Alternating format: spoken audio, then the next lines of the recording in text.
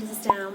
Welcome to my channel. Today I'm going to recommend 5 classics for everyone because I read them all. I'm not, a very big classic reader, so I started with these classics.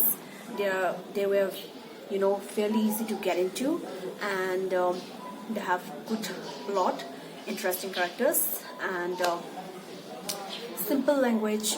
Then the ending was the endings were really good, and yes, they deserve all the hype. The first is Animal Farm by George Orwell.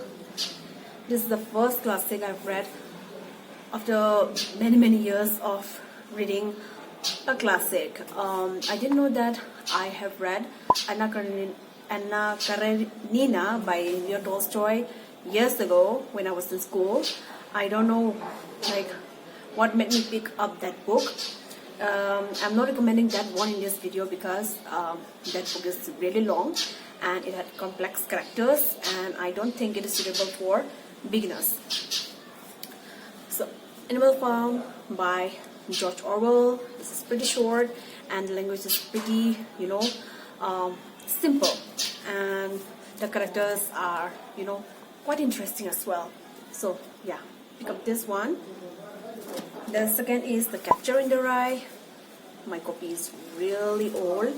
Catcher in the Rye by J.D. Salinger. I read this book this year. I was quite hesitant when I picked up this book because I didn't know what it was about, and I thought it would be a very complex one, but it turned out to be really enjoyable and really funny. The character is quite interesting, so yeah, pick up this book. The third is To Kill a Mockingbird by Harper Lee. I read it this year as well. So this is told from the perspective of a 9-year-old girl. So I don't think it is that complicated, and I don't know. I read it as an ebook because the font size is fairly small. So with ebook I could adjust the font size, the font style and all that. So yeah, I read it as an ebook. Yeah, read this one. I really love the characters, and I really like how the story turned towards the latter half of the story. So yeah, this one is a memorable read. So read this one. You will get to learn lots of life lessons from this one. And the two books by Jane Austen. The first book I read was Pride and Prejudice. This is the collector's edition. Of course, this looks quite thick and all that. I'm recommending this one here because the language is quite simple.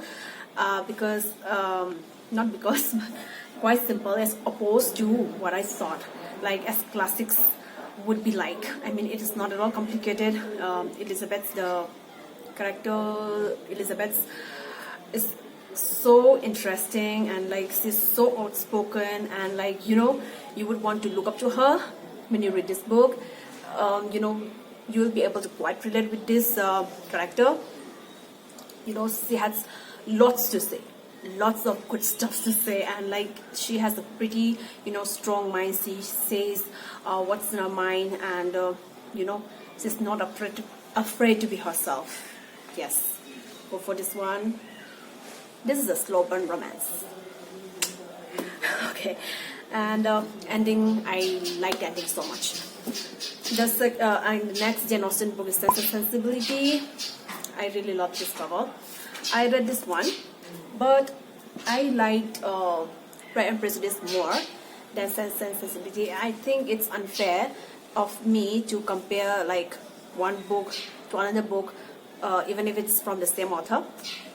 I feel some parts were dragged a lot, and some characters were not as interesting in Sense and Sensibility as in Pride and Prejudice. So still, go for this one if you feel you want to read character-driven stories. And then oh my god, I forgot. There were where are the illustrations? Yeah, bits of illustrations here and there.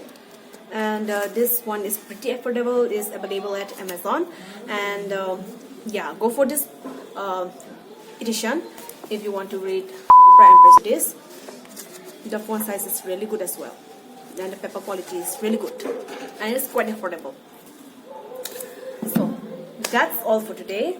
Do let me know what kind of recommendations you want me to do in this channel. So thank you for watching my video. Like and subscribe to my channel. So lots of contents are coming up. That's all for today. See you later. Bye.